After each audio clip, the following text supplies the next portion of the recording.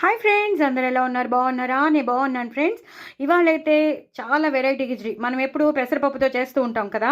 అసలు పెసరపప్పు మామూలుగా అన్నం, వెజిటబుల్స్ అన్నీ వేసేసి, మిరియాలు వేసేసి, పుదీనా వేసి మనం కిచిడి చేసేసుకుంటూ ఉంటాం. కానీ ఇది మామిడికాయ సీజన్ కాబట్టి నేను మామిడికాయతో పెసరపప్పు అన్నం చక్కగా అదే మన బియ్యం పెసరపప్పు వేసేసి, మామిడికాయ వేసేసి, టమాటోలు బఠానీలు వేసి చాలా వెరైటీగా చేసిన కిచిడి అదిరిపోయింది. అదిరిపోయిందంటే అదిరిపోయింది.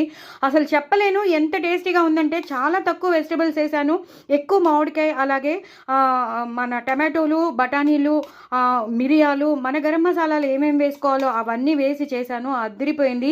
ఇలా కర్డ్ నంచుకుని, గడ్డ పెరుగు నంచుకుని, ఇలా తిని ఒక చిప్స్ నంచుకుని తింటే ఎలా ఉంటుందో ఒక్కసారి ఆలోచించండి. ఇది ఇలా పెట్టి పిల్లలు నోట్లో పెట్టేస్తే వాళ్ళు ఎంత ఎంజాయ్ చేస్తారో ఒకసారి ఆలోచించండి. చాలా బాగా ఎంజాయ్ చేస్తారు కదా. ఒక్కొక్క ముద్ద తినేస్తూ ఉంటారు. నా నోరు ఊరిపోతుంది చూడండి.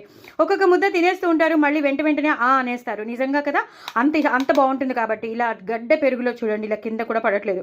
గడ్డ పెరుగులో ఇలా చిప్స్ నంచుకుని దీనికి ఒక నేను చట్నీ చేశాను. చాలా చాలా మంచి చట్నీ. మామిడికాయల సీజన్లో మామిడికాయలన్నీ మనం యూటిలైజ్ చేసేసుకుందాం.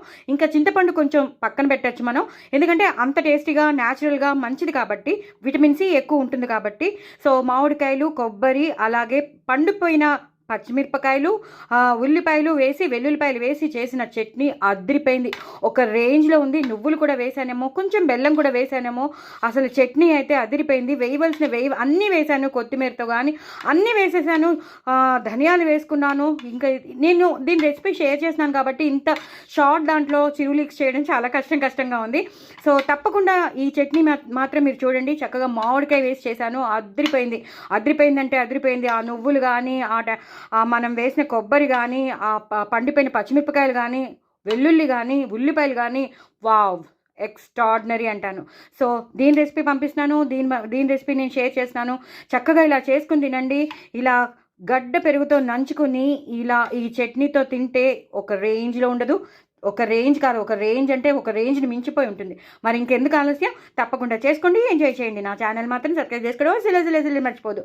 ఇలా ఒకటి తర్వాత ఒకటి ఇలా నోట్లో పెట్టేసుకోండి, ఎంజాయ్ చేయండి. బాయ్ అండి.